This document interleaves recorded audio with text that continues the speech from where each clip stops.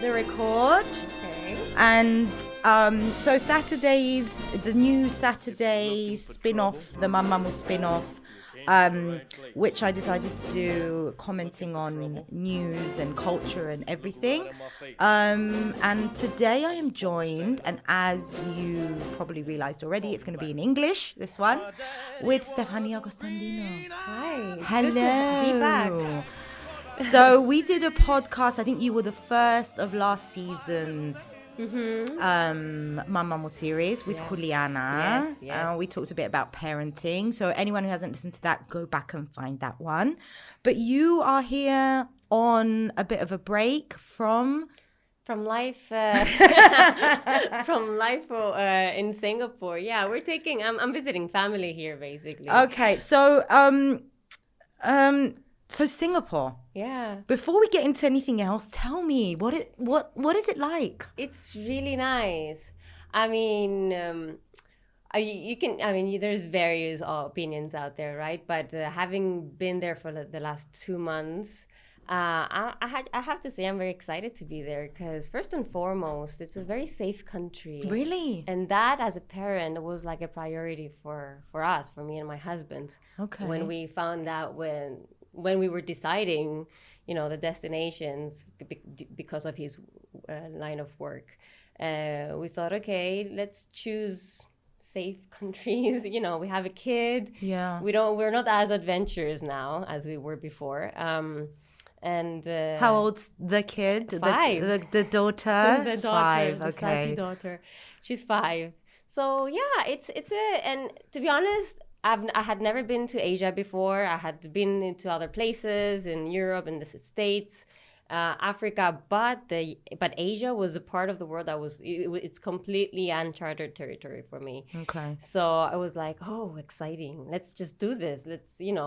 I'm always very curious about. I was going to say, I can things. imagine the research that you as a mother. Yeah, both of us, my husband and I, we were like glued on our screens, just searching documentaries, YouTube videos of people living in Singapore. You go through all this process because you just want to know everything. Yeah. So was it like that when you arrived? Very similar. I was like, this is not a shock. It's a very easy country to live in. I see your posts and your stories, and I'm like, that looks fucking amazing. It's worth a visit. It's like on another planet. It is. I was joking initially because I also had I was so pleasantly shocked at the beginning. Once I moved there, I was like, oh my God, it's like living in the future. It's like I've traveled to the future. And technically, it is 5 hours ahead of Cyprus. So there you go. It is 11 hours of where we were before ahead. Yeah. So it's like, oh, this is the future. This is what it looks like. Did the kid like it?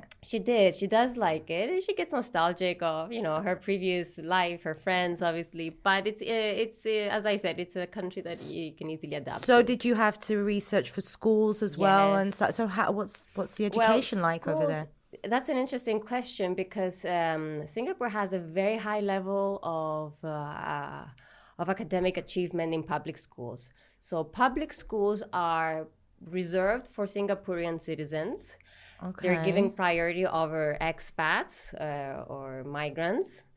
And basically, they are known to be very high, they're highly academic. Okay. So it's a very competitive academic environment within public schools, to the point that the government says this is where Singaporeans should go, and private schools are reserved for expats. Okay. So that's where our daughter goes. She goes to an international school over there. So I was very curious about. I wanted to find out more about that because apparently even expats want to sign in their kids to the public schools because obviously it's cheaper. Yeah. And they're very good. It's good, yeah. And they're very STEM oriented as well, science, technology. So kids come out of there knowing their math. It wouldn't be good for me if I were a kid. My God. I was dropping the kids off at school today, and James, my number 2, he was like really reluctant to go in. He's year 1 now, so obviously it's a huge shock for him. Yeah. And he was like going in with his bag, like really not having fun at all. And the teacher said to me, well, can you blame him? And I said to her, no, this probably going back to school would be my worst nightmare, to be honest with you. Yeah. But, it's probably the experience that I have from the education system in Cyprus. Just like you said that your kid goes to private school, mine go to a private school here in Cyprus, very different from the way that I was educated. And I feel quite lucky that they get to go there where it's not just academia that is embraced. Creativity is embraced as well. Being different is embraced as well. So I feel that they have a better shot. Than a more holistic education. You mean? Yeah, I mean it's obviously a common concern among parents, right? We want our kids to learn.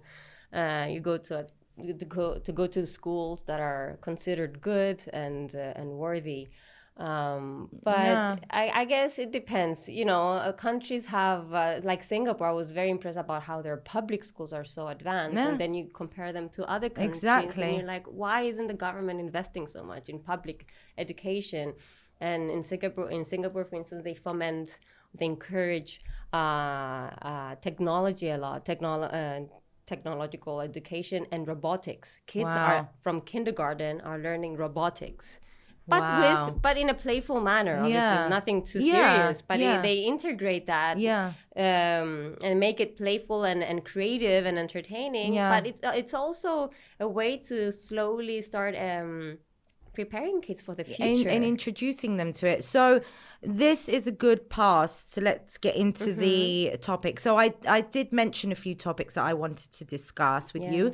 But then you mentioned the whole book banning that's going on in the States. And I go back to this all the time. What the hell is happening in the States? Yeah, the States is a particular place right now. It's very polarized. That's basically it. It's a highly politicized, polarized environment where two parties are constantly at heads. Yeah. And they are, they're trying to, you have the left that constantly cancels people because in their attempt to be tolerant, they end up being intolerant to the people that are not, thinking the same way they are thinking. And or either not educated enough or informed enough to do it. So, because we are going to go into the whole right and left part, but book banning, tell me. It's lamentable. The only thing that I saw, the only thing that I saw, because it's been a very busy week, was a lot of people talking about this book called Girls Who Code. Yeah. And that they're banning it from schools. From schools. Yeah, high schools. Based on what? Why? I don't. At this point, I wouldn't know what to say. Yeah, I just don't understand why they're banning books based on gender, race. Critical race theory has been a whole topic over there because Republican states are trying to crack that down. So they're trying to basically take away as many books as possible that deal with, homosexuality, religion, I think religious politics and gender. They just see things completely different from what, more liberal states see things. What other books are being banned, Because that's the only one that I really heard of. I don't know. Let me tell you, though, that when I was looking into details, they are about 32 states are banning more than 1,600 individual titles in schools. Wow. Yeah, in the last year only. And I think the censorship has been about 2,500 bans in a year. So that's a significant number. They're mainly attacking books they're supposedly expanding kids' horizons and understanding and of the other. I think a book called "Not All Boys Are Blue." It deals with homosexuality, and that has been banned as well. So it comes to a point where you think, what are they trying to achieve by this? Because it's like attacking democracy, isn't it? So one of the topics that obviously ties into this as well that I wanted to discuss with you is, as I said, the rise, it seems to be, of the far right. And we're seeing it now in Italy. Yeah. So in Italy right now, we're looking at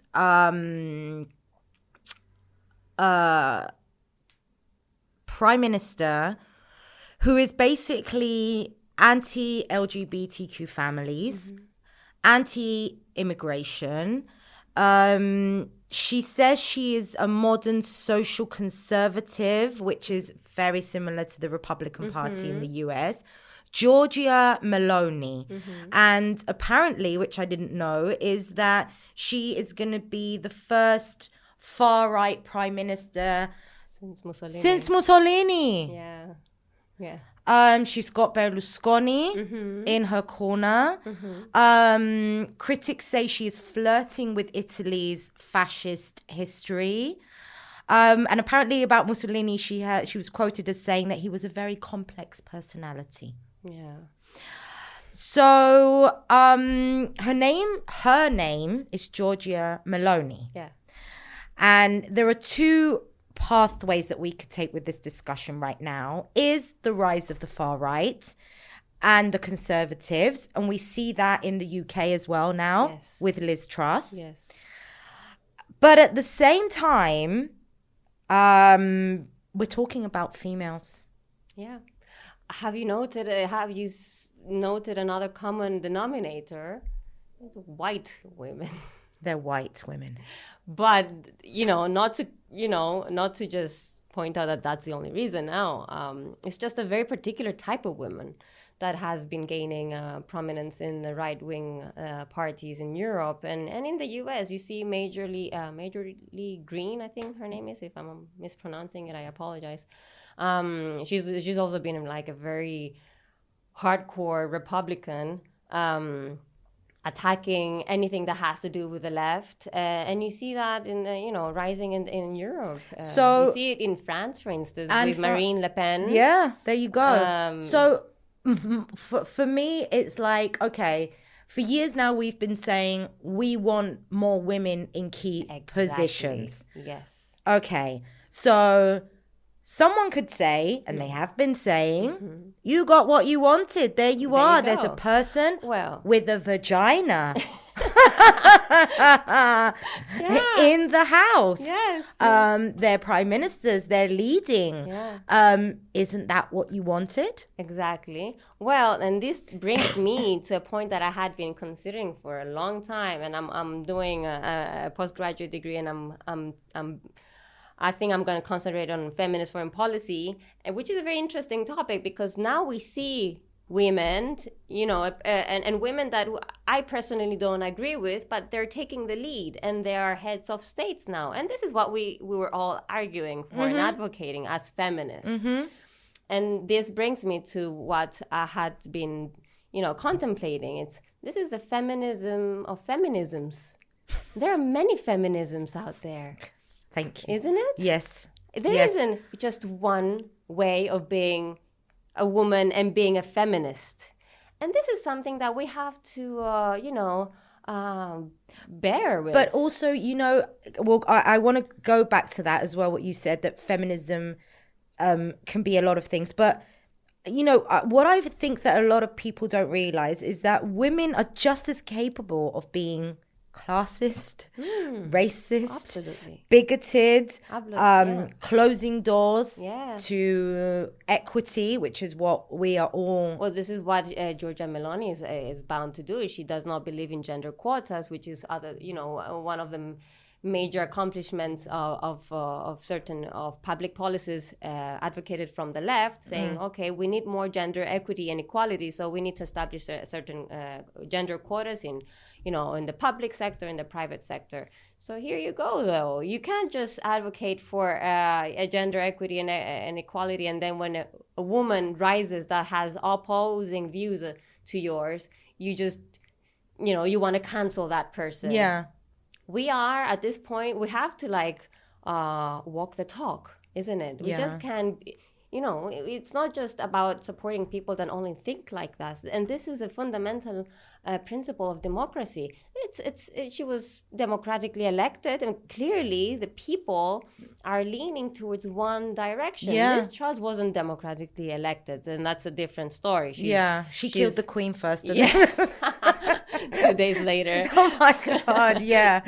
But my question, Stephania, is why are we suddenly seeing this rise? Strategy, proper campaigning. They're also in the right. I think the right-wing parties have been very adept in reframing feminism according to their own values and standards. And they saw, obviously, right-wing parties traditionally were seen as very traditionally male-oriented. There were only men in there, so men were. Well, I was going to say that her party is called Brothers of Italy. Which is actually, because I was wondering why, but it's actually named after the first verse of the national anthem of Italy. Yes. But male oriented, as you said. So, and now I think after early 2000s, we saw a very, a good rise of, more leftist mentalities and ideologies, more equality, tolerance, inclusion, social inclusion. So all of this, I think, made them realize that as they were failing elections, they made them realize, okay, we need to bring in the woman, because women, as we saw in the US at some point, were going to vote. So that determined the electorate. And in Australia as well. Yes. Yeah. So I think that's when the right-wing parties sort of woke up, and then there's this feminization of right-wing parties and this instrumentalization of the woman. And you see women that obviously through narratives that also the media, the media is also a very polarized environment, because you have media from the left and media from the right. So you see the media using the narrative of, anti-immigrant stands or attacking refugees. So women that come from that believe in traditional families as well, they're more fundamentalist, and also they manage to go into politics through their husbands or through their male family members, and so they are integrated within this political environment that they are happy to be advocating for the values for the traditional family. They're against homosexuality, and I think that also plays with how public policies can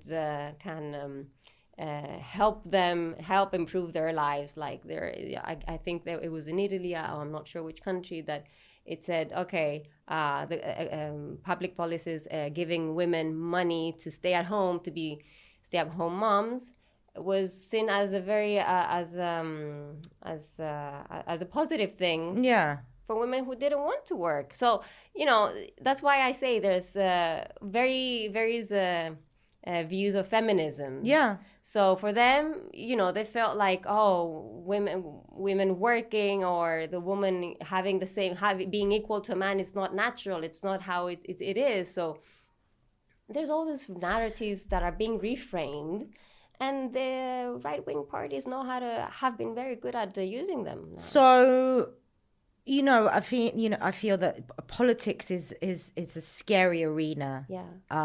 For me. So looking at it from, my little untrained mind, and, not really knowing the ins and outs, it just seems to me that we are going against anything that is progressive. Yeah. It's funny. Yes or no? I don't know. That's the feeling that I'm getting. Oh, you do see that, right? Things are changing too fast. And you know, take it with the LGBTQ families. You know, the institution of the family is being destroyed. Yeah, because people see this as going against biology. It's like, well, kids need a mother and a father because that's how they're procreated in the first place. But are we really that uneducated? I think it's not so much about being educated. You would be surprised how many educated people believe that. And they would rather have that and not see the rainbow families, as they've been called. Yeah. I think it's there are ideological stances. I Yes. mean, these politicians that are brought into prominence from the right wing, there are educated people. There are people that went to Liz Truss went to Oxford University. I mean, so do you not know that there are not two sexes in biology? That's what I'm saying. It's not education now, because at this point with technology and the phones and the access to digital data and information, there's no really an excuse of being uneducated to the same extent as we were uneducated 50 years ago. It's more about the nation. It's ethno-nationalism. Wow. And this is how media comes in and really knows how to play with those notions and ideologies, because it comes down to votes and elections. So, which is what we're looking at now here in Cyprus. And it's looking scary, just as it is. Yeah, I mean, to be honest, this is it. I understand how things can seem that are going backwards, and that's how I feel. That's how I feel as well. But I was having this conversation with my husband the other day. I was like, isn't it funny how we see how history has this cyclical? It goes round and around. There's a tendency. It's a pattern. You're right. You know, it's not this. We have been here before exactly. in the past, you know, throughout history. Yeah. You know, we saw the rise of nationalism, and there you go, First and Second World War, you know. Yeah. But things at some point in the 70s, 80s get better because of social movements, mobilizations, advocacy, activism, you know, and then... But at the same time, you know, you do see that pattern. You're absolutely right. And I didn't think of it like that. But at the same time, you're still in a position where you find yourself completely, utterly gobsmacked and shocked at the fact that you have criminalized something like abortions. Oh, exactly. You're still shocked. Exactly. You know, we're still in shock and not recovering. We haven't recovered from that yet. It's ludicrous because people that are from, you know, from the right, who are the parties that advocate, that are against abortion, they want to, you know, make it illegal, are still having abortions, by the way. Exactly. They have the money to go and get abortion somewhere else. Exactly. But by criminalizing abortion, you're not achieving anything. All the contrary. You're just planning on killing more women out there because they can't afford to go and have proper abortions. So they'll just do whatever it takes. You're, you know, condemning young girls' lives and kids as well. Kids who, you know, are being born into a world, into society that it's counterproductive. It is. That's the thing. It's like, so okay, you've criminalized abortion. What do you think is going to happen now? What do you think? Is someone going to stop having an abortion because you've criminalized it? No, it's just that woman is just going to end up going somewhere illegally, somewhere precarious, to have a very dangerous procedure that might end up being lethal, end up being, you know, her end. Yeah. So it's just like, it doesn't make sense to me. So and also, you know, talking about the banning of books. Yes. Yeah, I mean, that's the problem. Scary. You can't, cracking down democracy in that sense with books. It's like, you know, it's very shocking, and it makes you wonder, where are we? This is what we're burning books now. Is where we are on, you know, in 2022? And then, you take it to countries like Iran. Yes. Yeah. Where we your news feed might have changed a bit, but things have not changed in the last 2 or 3 days over there. And again, you're shocked, you're scared. How is this happening? Why is no one intervening? Why? Because, what you mean for Iran, about what's going on? Yeah, I mean, in Iran? you could say, oh, well, over there women need to cover their hair. No one's told you to cover your hair. All we're doing is banning books. Mm-hmm. But it's the same thing. It stems from the same ideology. Yeah.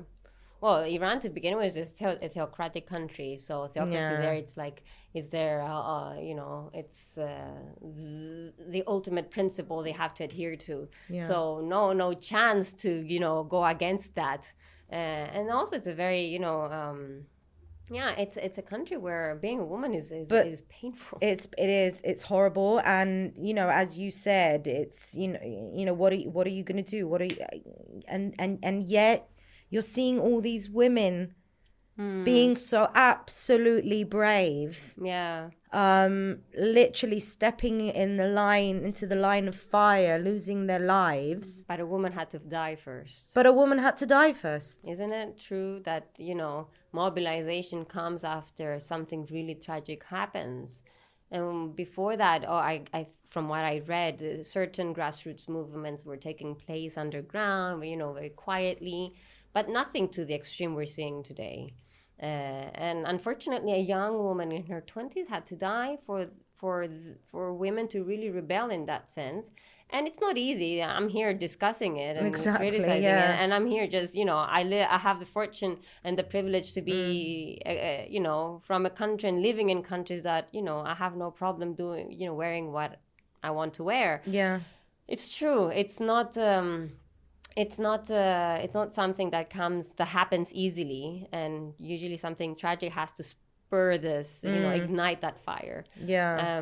But I can only hope that this is something that it's not just gaining momentum, but will result to something that will have some sort of, will bring some sort of a change, because we're witnessing it, but we can't really interfere with Iran. Yeah. But it's also, the same with the states and abortions. That right had to be taken away for that mobilization of the people. So for me, I'm thinking, where are we going? You still have people, and we're not talking left now. Or right. We're talking about people who acknowledge basic human rights that everyone is entitled to, and they're sticking to their guns. We're sticking to our guns. And then you have the other mob, the other mentality of, no, that's enough, no more progress, we're going back to what we know, our traditions. And I'm just wondering, where is this going? Well, this is these are where are we going? The complexities of democracy, right? So that, they have the right of speech. We have the right of speech, the freedom, to express our views. But that's a problem. Where do we stop? And I believe that my freedom stops when it interferes with your freedom, your freedom to choose. And as long as what I say doesn't harm you, it's fine. We can have opposing views. We can disagree. I mean, at the end of the day, this is all about a fruitful conversation and discussion and dialogue. Exactly. Which has which dates back to ancient Greece. Exactly. Not everybody has to agree because it's boring. Yeah. But agreeing on whether or not a person has the right to start a family, when and how and wherever they choose to do it. Yeah. I can't interfere with your freedom. That's what we're talking about right now. Yeah. Basics. Yeah. No one's talking about destroying the institution of marriage, even though it should be bloody destroyed. Yes.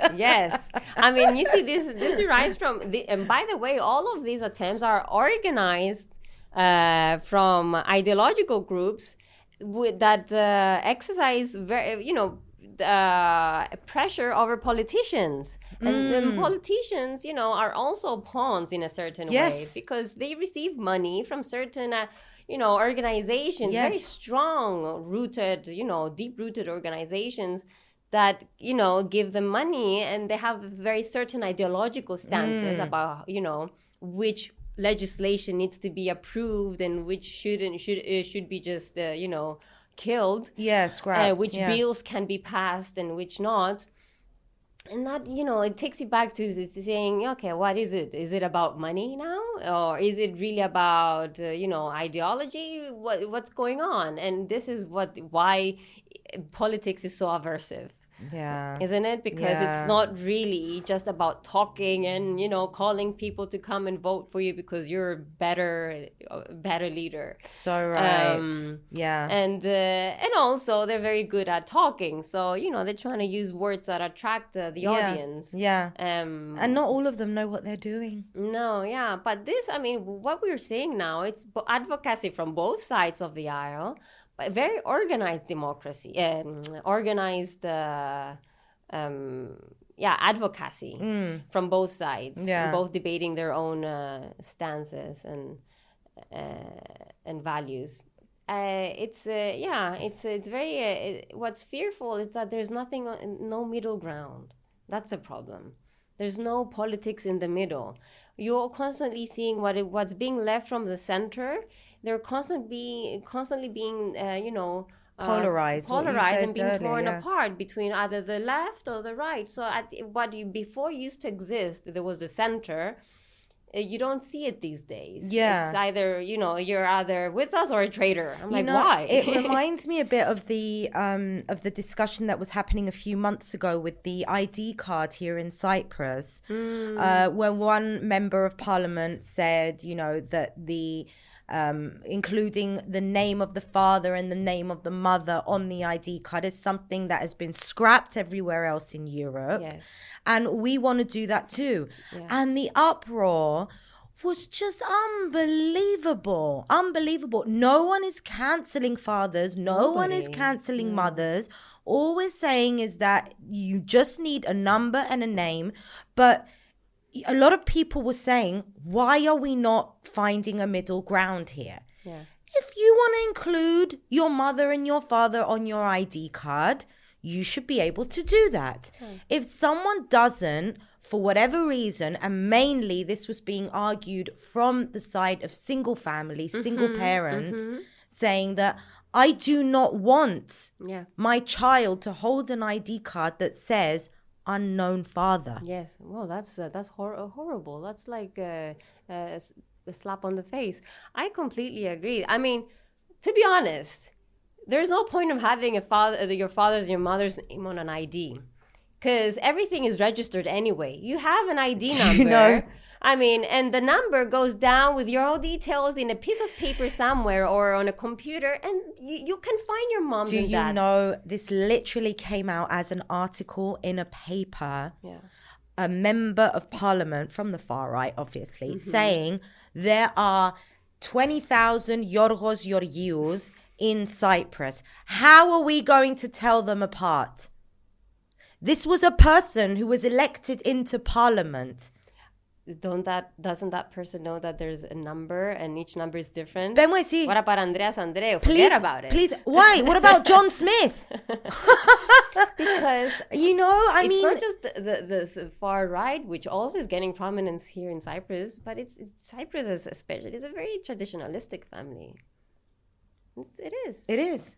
And theocratic, I would say, as well. Very theocratic. Yeah. I was thinking about saying that, but you I'll say it. I don't care. I'm already stigmatized and marked. I've got the A on me already. But it's true. But it is. Whether people see it, want to recognize it or not, that's up to them. You can see it with the LGBTQ movement right now. Anytime there's going to be a backlash to it, God and the Bible and what God said is always mentioned. And it's held as Yeah. A fact. Yeah, it's like everything is written in stone. Just I'm because... cool with gay people. You know, I don't have a problem with gay people, but you know, God said that a family should have a father and a mother and no. Yeah. It's a very theocratic, society. No. You know, you see. I mean, every time I come to Cyprus, I'm like, goodness, nothing has changed. Are you serious? Like, I come with so much, appetite and obviously very nostalgic because I love my island. Yeah. But I'm like, in certain aspects, I'm like, how I've been living abroad for like 10 years now, a bit more, and I'm like, oh gosh, it's the same. Well, the far right would be very happy to hear you say that. Yes, I know. I know. Listen, it's freedom of speech. Whether they like what I say, I don't like what they say, but hey, I respect it. But there has to be some middle ground. There has to be. Yeah, that's the thing. Because we can't just pick. We can't, try to kill each other like exactly. that. Because that's what's happening, verbally and even physically in many ways. You see how people are killing each other, literally. So very true. And I know it's probably a cliche and a very simplistic idea of thinking, but it all boils down for me. It all boils down to just not listening. Not listening. No one is listening. Listen, it's an interesting, what you say is interesting. I was reading an article from the New York Times the other day about how America has lost the what was it? The ability to listen opinions. And I'll send it to you. It's a very nice article because it talks about how basically people have we're not teaching people how to listen anymore. We're just we're more encouraged to talk but not listen. How to argue. Exactly. You're being taught how to argue your point of view, how to support it. Exactly. Yeah. But I'm not trained and I'm not shown how to listen. Exactly. Because we're all bickering. Yeah. And it's not, it's something that it's an ability, and it's not just in the US. Globally, I think we've lost the ability to listen and understand, or at least try to. Yeah. Healthily disagree. Exactly. And it's something that I also try to remind myself, because I also find myself being very passionate about certain things, and I'm like caught up in a discussion, and I'm like, I take a moment, I'm like, listen, I have to be able to understand and at least listen. I know, the bare minimum. Yeah, for me, this has sort of like reared its head with feminism. Exactly. So when I first became deeply involved in what feminism is, especially in Cyprus, I was sort of like the kind of, please men, just sit down, shut up and listen. Yeah. And now, I have a 12-year-old son, and I have 2 other sons as well. And I'm sort of like moving towards that middle ground where I don't want you to shut up and sit down and listen. Yeah. It would be nice to listen, but what I'm doing is I am giving the space to men now to listen to what they say, but also to allow them to listen to me without biting their heads off. Does that make sense? I mean, let me reference a part from the article I was reading, and I think it's send me the link so I can put it in the show notes for whoever's interested in reading that article. It said at some point, it says when speech is stifled or when dissenters are shut out of public discourse, a society also loses its ability to resolve conflict, and it faces the risk of political violence.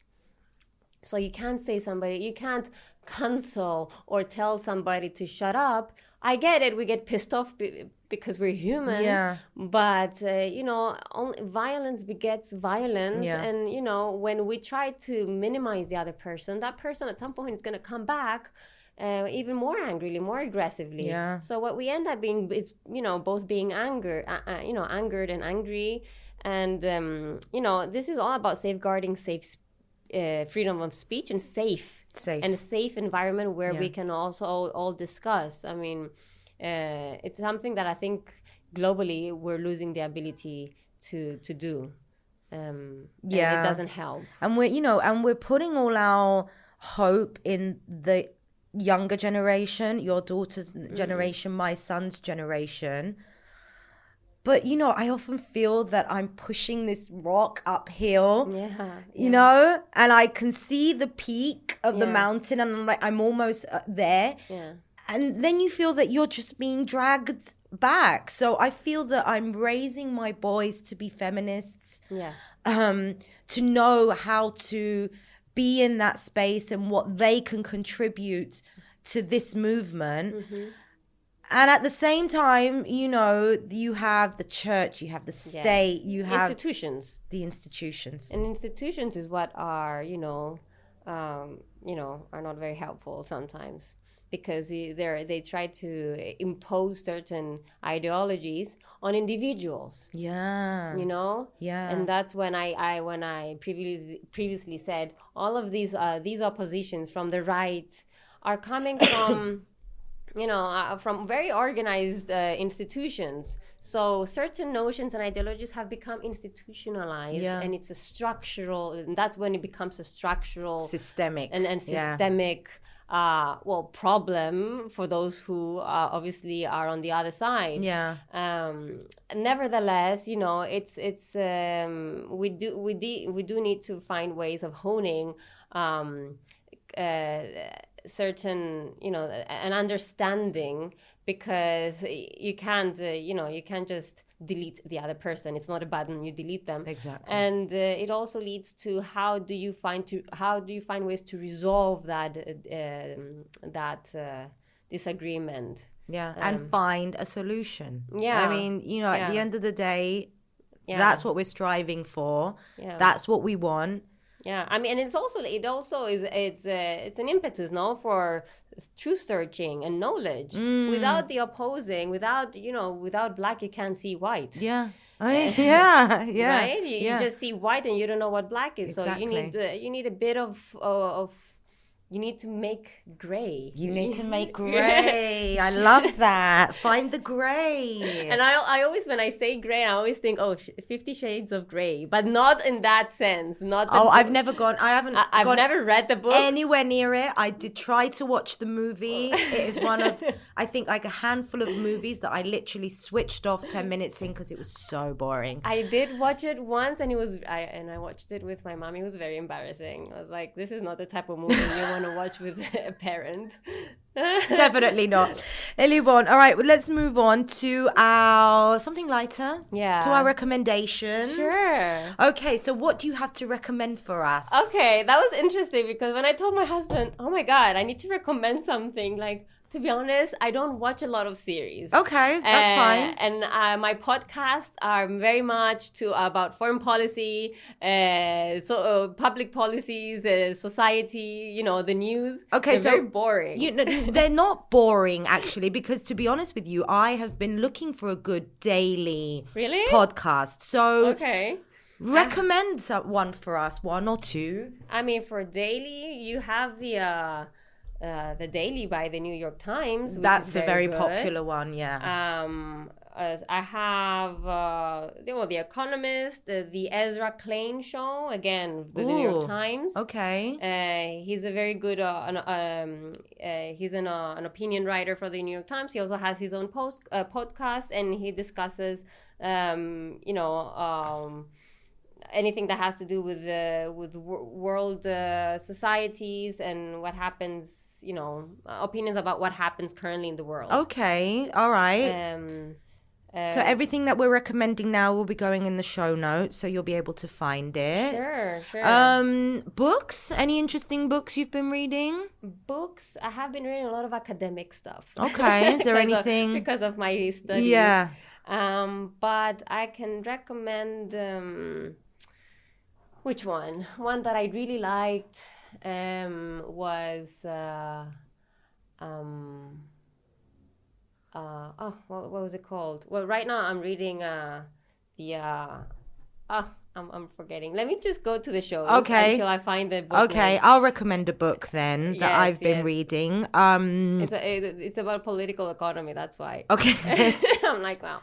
Why not? We're expanding our field of knowledge. One show I started watching. Well, we were watching with my husband is Better Call Saul, which I think is really good. I haven't.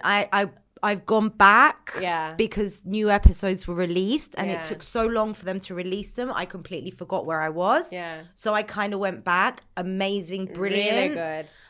If you haven't watched Breaking Bad, I don't know what's wrong. Oh my God. I know. I don't know what's wrong with you. I haven't. And that's the thing. Everybody keeps on telling me, you have to go back and watch Breaking Bad. Look, you don't have to, but because Better Call Saul makes sense anyway, without having watched it. But oh my God, you do. Yes, I know. I to be honest, I can't. You do. And the reason why I always say like what Breaking Bad is one of my top shows is because it not only started in a brilliant way, the brilliance continued, and then it finished brilliantly. Yes. And it's one of those things. Whereas Game of Thrones, for me, didn't finish brilliantly because a lot of people often compare those two.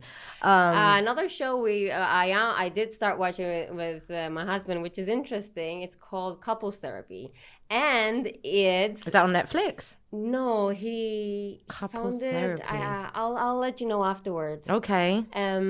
It's a documentary basically. These are real life people. Wow. Going to couples therapy, and that's the therapist there, and they're discussing their problems, and they're different couples. Okay, and so it shows you if the therapy worked, and if it. And you also see that the therapist ends up going at the end of her day to her own therapist. So you see this. Everyone needs therapy, guys. Everyone needs therapy. And it was my husband's recommendation. I was like, "Are you insinuating something?"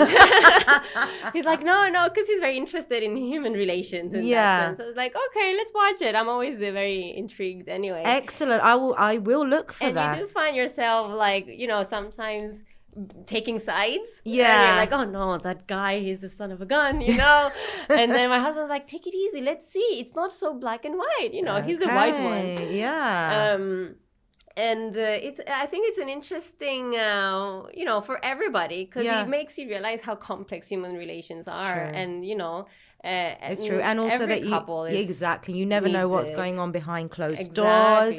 It's like what I said to you earlier when I bumped into you at the restaurant the other day and I saw you with your husband. I'm like, oh my God, they go for they do date nights. And I went home and I was like feeling so guilty. And then we're outside and we haven't done that in 2 years. Yes. Can you believe that? We hadn't had a proper date in 2 years. So when I come to Cyprus and my mom, I'm like, okay, bye. I need to do this. I need to do this at least once. Yeah. Now that I'm here. Okay, so for me, TV show, complete pure escapism for me is I've gotten into The 100, which is on Netflix, and it starts off as the world is gone. There's radiation levels, and they sent this spaceship with 1,000 people into space to save the human race. And after 100 or whatever years, they send the 100, which is a group of youngish kids, teenager kids, to Earth to see if it's livable, if it's habitable. Oh, wow. Isn't it depressing? It kind of is, but then they're also, now they've discovered another planet, and there's also this cryo sleep pods where you can go to sleep for like 100 years and then wake up after 100 years and find a new planet, and you're thinking, oh my God, this actually could happen. Did you watch the movie Don't Look Up with Leonardo DiCaprio? Isn't it like that? It is. It was kind of like that. Kind of like that, yeah. But it's really interesting. There's 7 seasons. I'm on season 6. As I said, pure escapism. Wow. I love it. Nice. Book recommendation that I have, as I said earlier, I'm getting into the whole feminism, bring men in space. So I'm reading Liz Plank's For the Love of Men book, which is amazing, full of research, statistics on how men can move from a place of toxic masculinity to a more mindful masculinity. How feminism can benefit them as well, equality, equity, all these things. I'm absolutely loving it. Nice. It's amazing. Nice. Really nice. I recommend that. Obviously, men read it too, not just women. Yes. And sort of like taking on from Liz Plank, and who's a journalist, feminist, who does a lot of research and work. She's doing a lot of work with abortion rights right now in the States. Is a podcast called The Man Enough Podcast. Okay. Which she is also part of, along with two men. I'm watching that. I follow her. So there's Justin Baldoni Yes. and Jamie Heath. Justin Baldoni. It's the feminist. I think they have like an Instagram. They have an Instagram page as well. together. He's written a book, which I can't remember what it's called right now, but he's bringing out another book now that's called Boys Will Be Human. Yes. And the discussions that they have are honestly one of the... you don't hear these discussions often. No. You don't hear men being vulnerable. No, yeah. You don't hear men expressing concern and questions that they have that they're not allowed to ask.